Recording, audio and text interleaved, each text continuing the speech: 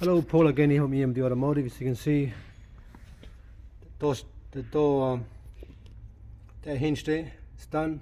Same on that side there, we showed you yesterday on the actual another video. So everything's back together. Door trim on this side's back together. As you can see, door trim on that side there is back together. Yeah. All I gotta do is finish up the center console, the steering wheel. That's the next thing we're gonna do. But for now, I just wanna show you the door lock. So look at the plastic. That one there is already in pieces, nothing left. See, this one's already old, getting ready to probably break,